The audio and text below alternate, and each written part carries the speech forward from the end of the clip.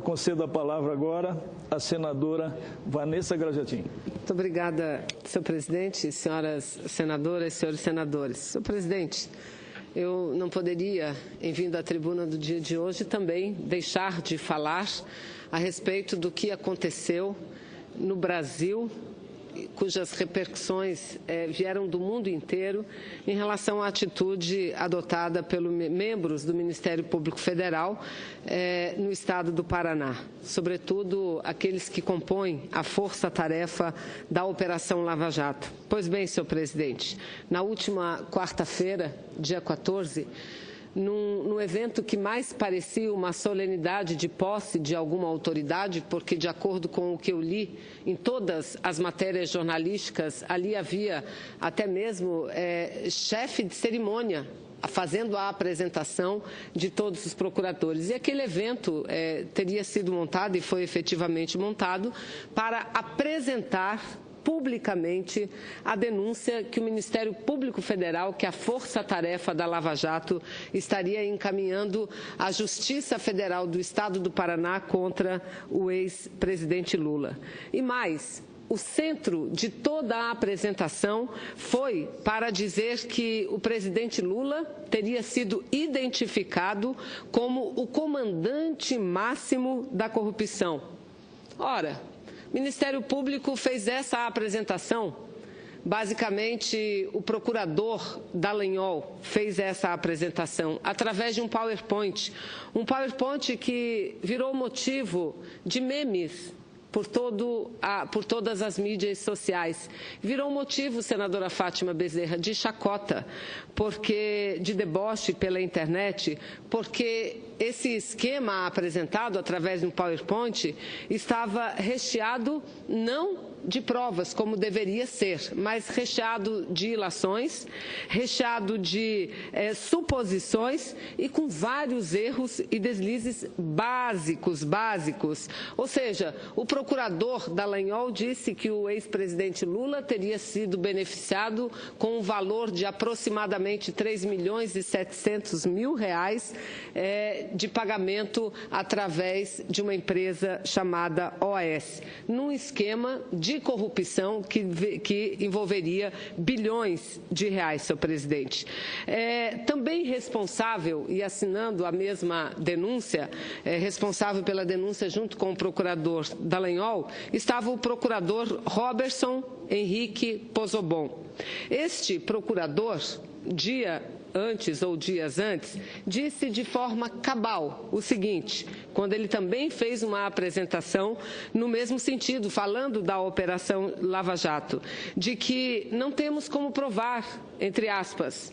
Quem disse isso foi o procurador Roberson Pozzobon. Não temos como provar, mas temos convicção. Ou seja, isso são palavras ditas por um procurador da República, senhor presidente, por um procurador da República. A partir daí, as críticas a esse episódio de pirotecnia produzido por membros do Ministério Público lá do estado do Paraná, recebeu críticas não apenas dos apoiadores do ex-presidente Lula, mas, aliás, as críticas mais duras, a atitude de membros do Ministério Público vieram exatamente dos adversários do ex-presidente Lula. Dos adversários, vejamos. Com mais de 30 anos de carreira, o jurista Walter Maierovitch definiu da seguinte forma a peça, abre aspas, uma denúncia frágil e preocupante, porque com toda a expectativa criada em torno disso, se eles não conseguirem provar a culpa de Lula, a Operação Lava Jato terá um grande desprestígio. Isso quem disse foi um jurista de mais de 30 anos de profissão, reconhecido no Brasil inteiro, Walter Maierovitch.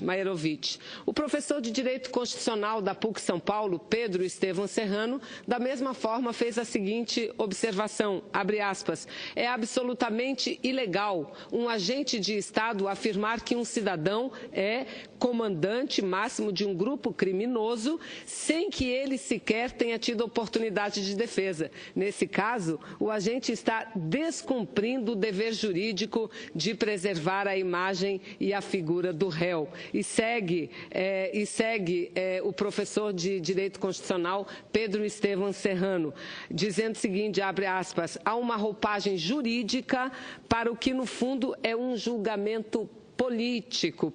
Mas vamos lá. Luiz Nassif também escreveu recentemente o seguinte, esse jornalista respeitado, abre aspas, que depois de meses com o país aguardando em suspense o grande dia da apresentação da denúncia, a peça acusadora assemelha-se a um livro de ensino básico montado com assessoria do Google. Fecha aspas. Mas segue. Bispo emérito da Diocese de Blumenau, lá do vosso estado, Santa Catarina, meu estado natal também, e seu estado, nobre senador Dário. Diz o seguinte, o bispo emérito da Diocese de Blumenau, Dom Angélico Sândalo Bernardino, que, abre aspas, sem provas, acusar Lula é uma leviandade. Jânio de Freitas escreveu mais ou menos no mesmo sentido. Todos os integrantes da Lava Jato podem ter convicção. Isso qualquer pessoa pode ter. Entretanto, uma denúncia vazia trilha o caminho à margem da Constituição, senadora Gleice. Uma denúncia vazia, ela trilha um caminho à margem da Constituição, portanto, à margem da legalidade. E um outro artigo publicado, esse, salvo engano, no dia de hoje, no jornal Valor Econômico, assinado por Marcos Nobre, ele que é professor de filosofia política da Unicamp e também pesquisador do SEBRAP. O que ele escreve é da mais extrema gravidade. Repito, esse artigo, nobre senador e senador Eumano, foi publicado no dia de hoje no jornal Valor Econômico. Ele conclui o artigo dizendo o seguinte, a denúncia da força-tarefa dos procuradores de Curitiba apequena definitivamente a Lava Jato, em perfeita consonância com o projeto do governo Temer de limitar radicalmente o círculo de atingidos a quem já foi derrubado. Na manobra, não se importa que o preço seja reduzir a Lava Jato a quem já foi politicamente derrotado, preservando os defensores, os vencedores do impeachment. Porque as prioridades da força-tarefa dos procuradores da Lava Jato são outras e coincidentes com as prioridades do governo Temer. Repito, esse artigo publicado no jornal Valor de hoje, assinado por Marcos Nobre. Ou seja, não são apenas os defensores do ex-presidente Lula que que denunciam a parcialidade dessa atitude vexatória, no meu entendimento, provocada e promovida por membros do Ministério Público Federal que atuam no estado do Paraná, na cidade de Curitiba, e que compõem a força-tarefa da Lava Jato. As críticas, repito, partiram inclusive de muitos blogs, de muitos articulistas jurídicos que são contrários às opiniões políticas do presidente Lula, porque uma verdade tem que ser dita. Disseram que o presidente Lula é o chefe de todo esse grande esquema, é o comandante de todo o esquema de corrupção, mas qual a prova que liga? Primeiro utilizam aquele flat, lá do litoral do estado de São Paulo, onde a defesa do presidente Lula já comprovou fartamente que aquilo foi uma compra inicial, um objetivo de compra que teria sido feita pela esposa do seu ex-presidente Lula, dona Marisa Letícia, e que desistiu. Portanto, não há um documento, nada, talvez uma filmagem, uma fotografia que mostre que um dia o presidente Lula visitou aquele local, como dona Marisa também. Agora, onde isso, juridicamente, se constitui numa prova? Essa seria uma. E a segunda, a armazenagem de objetos que o presidente Lula teria ganho, ou seja, sido presenteado no período em que foi, nos 8 anos, presidente da República. Então, esses dois fatores já foram suficientes para dizer que o presidente Lula é o grande comandante de todo o esquema de corrupção. Pois olhe, eu fico com as conclusões do articulista Marcos Nobre. Isso é uma sinalização clara de quem quer estancar a Lava Jato. Aliás, Romero Jucá disse isso há muito tempo, que a forma mais eficiente de estancar a Operação Lava Jato seria a retirada da presidenta Dilma do poder, porque quem foi denunciado foi e quem não foi denunciado não mais será. E quem não foi, não mais será. É lamentável que tudo isso esteja acontecendo, senhor presidente, por isso eu não poderia deixar de vir aqui e também fazer essa denúncia.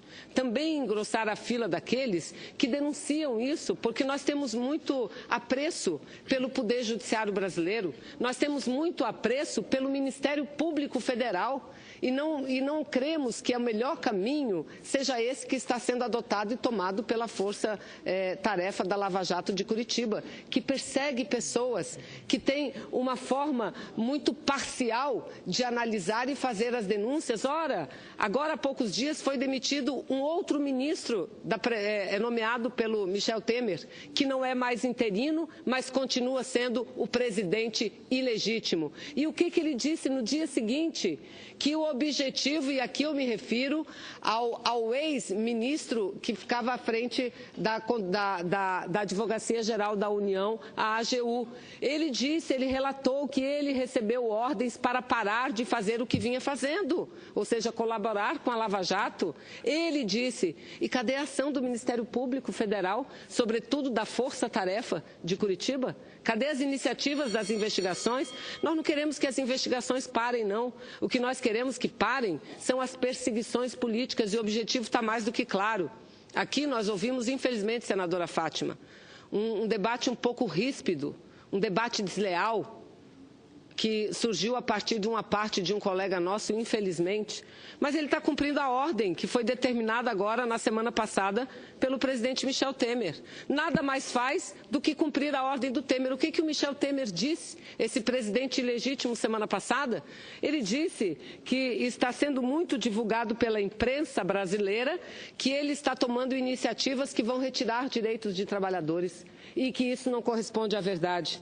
Ora, senhores senadores e senhoras senadoras, eu costumo dizer que a dialética ensina a todos nós, ensina a todas nós que a prática é o critério da verdade. Então, ele pode dizer o que ele quiser, porque mais alto do que ele diz, fala as propostas que ele encaminha para o Congresso Nacional.